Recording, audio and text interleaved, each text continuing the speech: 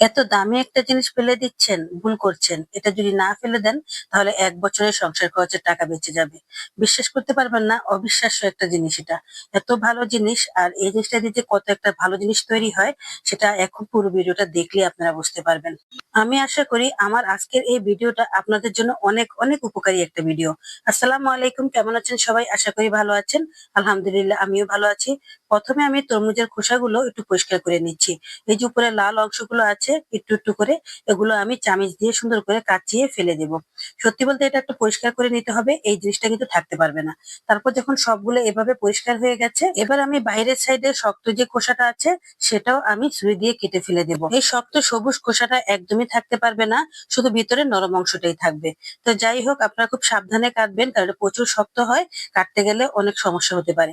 তো যাই হোক, এই তো আমি সবগুলো খোসা এভাবে আস্তে আস্তে করে কেটে ফেলে দিয়েছি। আর এখন আমি এগুলোকে ভালো করে ধুয়ে তারপর আমি এভাবে গ্রেট করে নিচ্ছি। তো গ্রেট করার পর দেখবেন একদম কুচু কুচু হয়ে গেছে। এটা কিন্তু একটা ছোট গ্রেটার দিয়ে গ্রেট করবেন, বড় গ্রেটার দিয়ে না। ছোট গ্রেটার দিয়ে গ্রেট করলে একদম কুচু কুচু হয়ে যাবে। তারপর এখানে আমি বেশ খানিকটা পানি দিয়ে দিলাম। এখন পানি দিয়ে ভালো করে কষলিয়ে কষলিয়ে বাস ধুয়ে নিয়েছি। এখন আমি ছেঁকে নিচ্ছি। সত্যি বলতে হাত দিয়ে চেপে চেপে একদম পানিটা ছেঁকে নিবেন। আর ছাকার পর এটা আবার ধুতে হবে। এমন ভাবে দুবার ধুবেন, দুবার ধোয়ার পর তারপর লাস্টের বারে একটু লবণ দিয়ে এটাকে ভিজিয়ে রাখতে হবে প্রায় ১০ মিনিটের মতন। এই তো লবণ দিয়ে আমি এখন ভিজিয়ে রাখবো ১০ মিনিট। আর ১০ মিনিট পর আমি আবার এখান থেকে চেপে চেপে তুলে নেবো। এই লবণ দিয়ে ১০ মিনিট ভিজানোটা কিন্তু খুবই জরুরি, কারণ আমি যে জিনিসটা বানাতে যাচ্ছি তাহলে কিন্তু সেটা ঠিকঠাক মতো হবে না। তো যাই হোক, এই তো লবণ দিয়ে ভিজানো শেষ, আর এখন আমি আবার সেখান থেকে ছেঁকে নিচ্ছি। আর ভালো করে পানিটা চিপে ফেলে দিচ্ছি। সত্যি বলতে আমার কাছে এত ভালো লেগেছে যে এই জিনিসটা আপনাদের সবারই উপকারে লাগবে, সবারই দরকার। আর এটা দিয়ে আপনার ১ বছরের সংসার খরচ বেঁচে যাবে, কখনোই কিনতে হবে না। তো যাই হোক, এই তো এখন আমি একটা ফ্রাই প্যানে নিয়ে নিয়েছি, তারপর এখানে বেশ খানিকটা পানি দিয়ে দিলাম। পানিটা একদম সিদ্ধ হওয়ার মতো এরকম পানি দিবেন, এবার অতিরিক্ত পানিও দেওয়া যাবে না। তারপর সামান্য করে ১ চিমটি লবণ দিয়ে দিয়েছি। আর এখন আমি এটা ভালো করে একটু সিদ্ধ করে নিচ্ছি। হালকা আঁচে সিদ্ধ করবেন যেন একদম পোড়া না লেগে যায়। তারপর এই তো পানিটা শুকিয়ে এসেছে, আর একটু ভিজা ভিজা থাকা অবস্থায় এখন তুলে নিতে হবে। আর সিদ্ধ হয়ে গেছে, তারপর ঠান্ডা করে নিলাম। ঠান্ডা করে এখন আমি দিয়ে দিলাম ব্লান্ডার মেশিনে। আর এখন ভালো করে এটা ব্লান্ড করে নিলাম।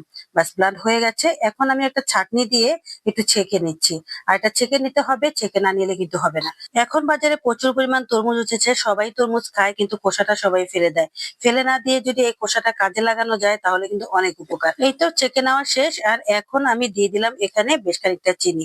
চিনিটা পরিমাণ বুঝিয়ে দিবেন, কারণ যতটুকু আপনি এই ৪টা পিস বের করেছেন তার থেকে ৩ ভাগের ১ ভাগ চিনি দিবেন। তারপর যখন একটু করে শুকিয়ে আসছে তখন আমি দিয়ে দিলাম ১ টেবিল চামচ ভিনেগার। আর এখন দিয়ে দিচ্ছি এখানে ফুড কালার। এখানে আমি লাল ফুড কালার ইউজ করেছি। আর এখন ভালো করে নেড়ে চেড়ে মিশিয়ে দিয়েছি। আর এবার দিয়ে দিচ্ছি ১ টেবিল চামচ পরিমাণ লেবুর রস। লেবুর রস আর ভিনেগার দেওয়াটা কিন্তু খুবই জরুরি। ভিনেগার দিলে এটা নষ্ট হবে না, অনেকদিন সংরক্ষণ করে রাখা যাবে। আর লেবুর রসটা দিলে সুন্দর একটা ফ্লেভার হবে, আর এটা স্বাদটাও বেড়ে যাবে। তো যাই হোক, কি বানিয়ে ফেলেছি অবশ্যই এবার বুঝতে পেরেছেন। আমি এখন তরমুজের খোসা দিয়ে জেলি তৈরি করেছি।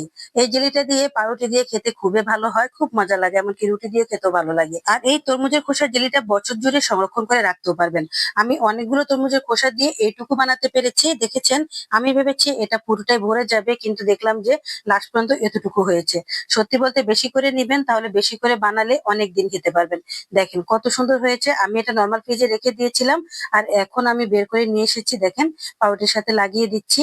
খেতে যে কি মজা হয়েছে কি বলবো, আসলে খাওয়াতে পারলে হয়তো বা বোঝাতে পারতাম, কিন্তু আপনারা যদি বানিয়ে খান তাহলে বুঝতে পারবেন। এই তো আমি এখন পাউরুটির সাথে লাগিয়ে দিয়েছি। আর এখন সবাইকে স্যান্ডউইচের মতো করে বানিয়ে সুন্দর করে দিয়ে দিচ্ছি। সকালের নাস্তার জন্য খুবই উপযোগী। দোকানের জেলির চাইতে এই জেলির স্বাদটা কিন্তু একদমই অন্যরকম। অবশ্যই বানিয়ে খাবেন। ভালো থাকবেন সবাই। আজ এ পর্যন্তই, আবার আসবো নতুন আরেকটি ভিডিও নিয়ে। পাশে থাকবেন। আল্লাহ হাফেজ।